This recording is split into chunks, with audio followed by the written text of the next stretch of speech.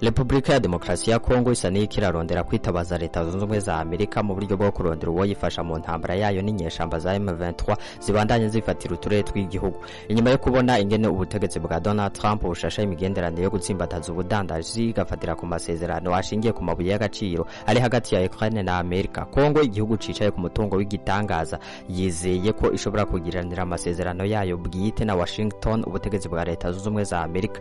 Hari kandi n'amakuru avuga ko Donald Trump agiye kugena vuba sebukwe w'umukobwa wiwe Trifani mu mabanga akomeye cyane mu karere k'ibiyaga binini. Umuvugizi wa leta ya Congo Patrick Muyaya yaremeje ko mu biganiro Newsday cha BBC ko igihugu ciwe gishaka kwiyegereza leta zunze ubumwe za Amerika kikayamabuye y'agaciro ahambaye cyane. Inyeshamba za M23 zishigikiwe n'igihugu kibanye cy'u Rwanda zimaze kwigarurira uduce tutari duke mu karere k'ubuseruko by'igihugu gatonza amabuye y'agaciro menshi cyane. U Rwanda rwagiye ruhakana ko rwoba rufashe mu mugongo M23. Ingabo z'akarere ubwa mbere zo mu muryango wa Afrika y'ubuseruko hanyuma zisubirizwa n'izo myishira hamwe y'Ibihugu vya Afrika y'ubumanuko SADC zari zarongiswe kugira ngo zifashe leta ya Congo zarananiwe kuzibira inyeshamba za M23. Ubuhoho M23 ivuga ko ishaka kubandanya satirigana mu burengero kugira ngo ifate umugwa mukuru wa Kinshasa. Kubera ibibazo ntibitangaje ko Felix Tshisekedi yoba ari kararondera ingene yo kwisubiza agateka kwa 2022 ruhuma. Tshisekedi yasubiwemo n'ikinyamakuru The New York Times avuga ko ubutegetsi bwa Trump bwerekanye ko bushaka amasezerano ashingiye ku butare bamuhaye. Umunsi umwe imbere yaho ishirahamwe rya Africa USA Business Council ryandikiye umushikiranganje wa Amerika ajejwe imigenderanire Marco Rubio kwizina ry'umukenguza amateka umwe wa Congo risigura amasezerano ashobora kuba arimo ugufatanya mu by'ubutunzi n'igisirikare.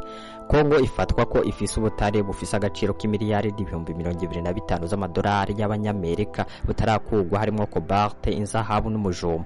Congo ubu nico gihugu ca mbere kwisi gitanga ubutare bwa cobalt burondegwa cyane mu bijanye n'ubuhinga bwa none harimo no guhingura amabateri y'imodoka zikoresha umuyaga nkuba, ariko igice kinini c'ubu butare buja mu Bushinwa. Congo kandi ifise ubutare butari buke bwa lithium, tantalum na uranium, nabwo nyene bukaba ari nkenerwa cyane mu vya gisirikare. Ariko naho Amerika iri kirashira imitahe myinshi mu bikorwa by'iterambere, umuhora wa Lobito ufise intego yo kunguruza ibiva muri Afrika yo hagati gushika ku givuga ca Angola, amakompanyi yayo nta ruhara afise mu bijanye no kwimba ubutare bwa Congo. Mu gihe Ubushinwa ari bwo bwiganziye igisata c'ubutare muri Congo, hashobora kuba hari igihengeri kibandanya ciyongera mu bijanye no kwivuna abansi. Mu gihe ibihugu by'abakeba bibandanya byiganziye amatungo ya Afrika nk'uko biri mw'irikete ryandikiwe Lobio. Mu nzandiko Congo ivuga ko ishobora guha amakompanyi ya Amerika amasezerano meza yoshobora kuyaha akaryo ko kwimba ubutare. Ariko nk'uko umuhinga mu bijanye no kwimba ubutare Gregory Muthembusata abivuga, mu gihe Amerika igendera ku makompanyi y'ubudandaji y'abikorera utwabo bitandukanye n'Ubushinwa, ashobora kubona ko kuja gukorera muri iki gihugu bishobora kuyateza ibyago. Ariko ibi byose ni vy'abantu biyumvira. Mbere umuvugizi w'ubushikiranganje bwa Amerika bujejwe imigenderanire avuga ko atakintu umuntu yohava atangaza muri kino gihe, naho biri uko Amerika iriteguye kuja mu biganiro bijanye no gufashanya muri iki gisata hisunzwe itegeko ry'umukuru w'igihugu rigamije kugira Amerika igihugu gifata iya mbere mu guhingura no gutunganya umutungo kama atari gitoro harimo n'amabuye y'agaciro adasanzwe. Kimwe mu bintu nyamukuru bishobora kuba gutsimbataza mu gufashanya mu vya gisirikare nk'ukirikete ryandikiwe Rubio ribivuga. Muri ibi harimo kwigisha no guha uburyo abasirikare kugira ngo bakingira amayira yunguruza amabuye y'agaciro, guha Amerika uburenganzira bwo gushika mu bigo vya gisirikare mu gukingira amatungo ahambaye, no gusubiriza ubutumwa bw'amahoro bwawe ni ataco bumaze bugasubirizwa no gufashanya kutaziguye hagati ya Amerika na Congo mu bijanye n'umutekano. Umuvugizi wa leta ya Congo yanse kwemeza ibi, ariko hari amakenga ku bijanye n'ishigwa mu ngero ryabyo nk'akarusho byoshobora gushoka bizana, nk'uko bivugwa na Stephanie Walters, umuhinga mu kigo ca Afrika y'Epfo cigisha ibijanye n'imigenderanire South Africa Institute of International Affairs. Yavuze ko nimba Kinshasa ishaka ko igisirikare ca Amerika kiba mu seruko, ibi birashobora kudakunda. Ikindi ngo ibigwanisho n'inyigisho n'ibintu bifata igihe kirekire, nk'uko yabibwiye ikiganiro The Focus of Africa ca BBC. Yagize ati, ndibaza ko iyi nzira yafashwe na leta ya Congo ari kubera ibibazo bihanze ubuseruko bw'iki gihugu. Ati umuntu atereje amaso imbere avuga ko mu ntumbero yo kubaka kazoza keza gashingiye ku mahoro arama ari ngombwa gutorera umuti uburongozi bw'igihugu butungisha bari ku butegetsi gusa. Amasezerano y'imbere ya Congo yagiranye n'Ubushinwa yabuhaye uburenganzira bwo gucukura amabuye y'agaciro, nabwo bukayifasha mu migambi y'ibikorwa by'iterambere. Aranegura cyane ko ataco yashitse ko mu byari byemerewe igihugu. Felix Tshisekedi yarasubiye kubiganira ko n'Ubushinwa ariko kubera ko atamuco urimwo ibi biganiro navyo byaraneguwe cyane. Mu gihe Patrick Muyaya adatomora neza ibyo twokwitega, yabwiye BBC igihe yari Kinshasa ko mu minsi iri imbere dushobora kuzoronka izindi siguro dutanga. Yongeye hati kandi nibwira ko Amerika yitwarariki ibibazo biri muri Congo. Ku rundi ruhande rwa Amerika nk'uko bivugwa n'urubuga ngurukana bumenyi Semaphore, President Trump agiye gutangaza Masad Boulos nk'intumwa shasha ya Amerika mu karere k'ibiyaga binini. Nise wa Michel Bolo yubakanye n'umukobwa wa Trump, Tiffany, akaba ari umuhanuzi mukuru wa Trump mu bijanye n'ibibazo by'abarabo n'ubuseruko bwo hagati kuva muri Kigarama mu mwaka uheze. Mu byo asanzwe akora mu bucuruzi harimo ishirahamwe ryo muri Nigeria rijejwe gukwirakwiza imodoka n'ibikoresho muri Afrika yose y'uburengero, kandi yitezwe gufata indege ija Kinshasa mu ndwi nkeya ziri imbere. Ku rundi ruhande ishirahamwe riharanira uburenganzira bwa muntu Human Rights Watch riragereza umuhari wa M23 n'urunani urimwo AFC gutera ubwoba no gufunga no gutera abamenyesha makuru abigenga nabo mu mashirahamwe adahanira inyungu za politike kuva bafashe igisagara ca Goma. M23 yafashe uwo mugwa mukuru w'intara ya Kivu ya ruguru mu mpera z'ukwezi kwa mbere. Nyitangazo Human Rights yasohoye kuri uyu wa gatatu ivuga ko muri Kivu zose abagwanyi ba M23 bateye amazu baratera ubwoba bwo kwica no guhogwa akazi, ibiheza bikabangamira itangazamakuru ryigenga n'ibikorwa by'amashirahamwe adaharanira inyungu za politiki. Iryo shirahamwe ryagereza kandi uwo mugwi gupfunga abo mu mashirahamwe adaharanira inyungu za politiki no gukora ubwicanye ndengera butungane harimwo kwicira imuhira umuririmbyi akaba n'ugwanira uburenganzira bwa muntu hamwe n'abandi bantu batanu inyuma yo kubakoresha ku gahato. Ati kugarura ubuzima busanzwe muri ivyo bisagara byafashwe vya Goma na Bukavu bisigura kwemerera abamenyesha makuru nabo mu mashirahamwe adaharanira inyungu za politiki gukora imirimo yabo ataguteka ubwoba gukorerwa amabi canke imbere bibi kurutaho, bivugwa na Clementine de Monchoy, umushakashatsi mukuru wa Human Rights Watch mu bihugu by'ibiyaga binini. AFC M23 iriyamiriza yivuye inyuma ivyo yagirizwa n'ishiramwe Human Rights Watch, ikavuga ko ari amakuru y'ibinyoma yo kuzimiza abantu kandi ko rikorera mu nyungu za leta ya Kinshasa. Mwitangazo ryasohowe n'urunani rw'iyamiriza ibirego, AFC M23 ivuga ko itigera ihagarika iterabwoba canke umuntu wari we wese aharanira uburenganzira bwa muntu, igasaba ibyemezo bya nyabyo n'ibirego bya nyabyo. Urunani AFC M23 rwagiriza Human Rights Watch gukorera nabi ububasha bwayo mu gucafuza ishusho ryawo.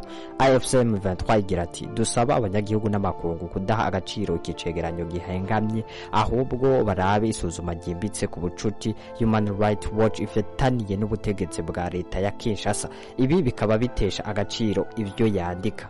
Kuva mu mpera z'ukwezi kwa mbere muri iryo tangazo Human Rights Watch ivuga ko yavuganye n'abanyekongo baharanira uburenganzira bwa muntu hamwe n'abamenyesha makuru bo muri Kongo n'abava mu makungu barenga 200 bakorera igoma Kinshasa muri Kongo na Bujumbura mu Burundi. Yongera arihweza amajwi n'ubutumwa bwo muri telefone byarungitswe n'abategetsi ba AFC M23. Human Rights Watch ivuga ko yaronse amakuru yo kwizeza abaharanira uburenganzira bwa muntu bashika 200 barondeye gukingirwa kuva M23 itanguye igitero cayo cyo gufata Goma muri nzero no mu nyuma imaze gufata Bukavu, umugwa mukuru wa Kivu y'Epfo mu kwezi kwa Ruhuhuma. Human Rights Watch ivuga kandi ko yarungikiye abategetsi b'u Rwanda bivugwa ko rushigikiye M23 ivyo yatohoje ariko gushika basohorira itangazo ataco babivuze ko.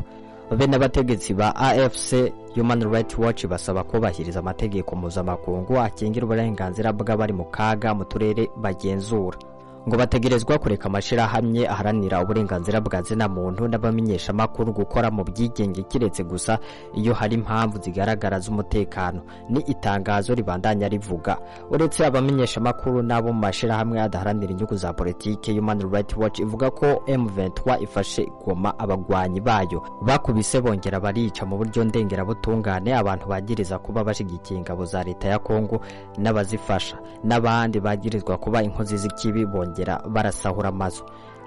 Umwe mu babagoma yavuganye na Human Rights Watch yavuze ko abagwanyi ba M23 baje muhiriwe hanyuma bamyagiriza gufasha abansi kwica abagenzi babo ku rugamba. Ati baramukubise inkoni ku mugongo musi wose, ati ntagishobora gutambuka, ati baramukubise baramutera hanyuma baramusahura inzu yiwe. Mu bundi burorero bwinshi bw'amabi ya M23, Human Rights Watch ivuga ko abagwanyi b'uwo mugwi wa M23 kwa 13 Ruhuma bishe umuririmbyi Delcat Indegu muhira iwe mu gihe kiboneka ko atantambara yari kirahabera. Mu nyuma Human Rights Watch ivuga ko umuvugizi wa M23 Laurence Kanyuka yagirijwe umuririmbyi ko yarashigikishira hamwe y'ugwaruka Lite pour la changement change, aca abwira Human Rights Watch ko abagwanyi bamyeshe kuko yari yambaye ikimenyetso ca gisirikare. Human Rights Watch ivuga ko leta y'u Rwanda yafashe abasivile b'abanyekongo atamvu igaragara ishingiye ku mategeko. Human Rights Watch itanga akarorero nk'umunyekongo aharanira uburenganzira abategetsi b'u Rwanda bafashe mu kwezi kwa Ruhuma yajabutse muri ico gihugu, baca bamushikiriza inzego zigendereza za M23 igoma, nazo zica ziramufunga imisi ndwi. Human Rights Watch ivuga ko umuvugizi wa M23 Laurence Kanyuka yemeje ko uwo muntu yari yafatiwe mu Rwanda rusabwe na M23 ruca rumufungira myigendereza rya gisirikare kubera atemera intwaro yabo, kandi akaba yaranegura cyane M23. Human Rights Watch isabishira hamwe rya Buraya n'ibihugu birigize n'abandi bose bafise ijambo mu bijanye n'iyo ntambara gufatira ibindi bihano byihariye abategetsi ba M23 n'u Rwanda bafise uruhara muri ayo mabi. Bimwe muri ivyo bihugu hamwe na leta zunze ubumwe za Amerika mu misi iheze barafatiye ibihano u Rwanda na bamwe mu bategetsi ku giti cabo. Muri ibi bihe bigoye mu turere tugenzurwa na M23, abanyagihugu bahaba bakeneye kuronka amakuru akenewe kandi yizewe, niko Dement Joy abivuga. Ibihugu bikwiye kuremera u Rwanda rukamenya ko M23 ireka abamenyesha makuru n'abaharanira uburenganzira gukora atantambavyi zidakenewe zishira ubuzima bw'abanyagihugu mu vyago vy'uko ubuzima bwabo burushiriza guhura n'ibibazo byinshi bigiye bitandukanye. Yari Prosper nk'ibisanzwe, ico ndagusaba kandi no kugira subscribe kuri channel yamenya byinshi utazi kugira ngo tubandanye mu makuru agiye atandukanye. Ciao ciao.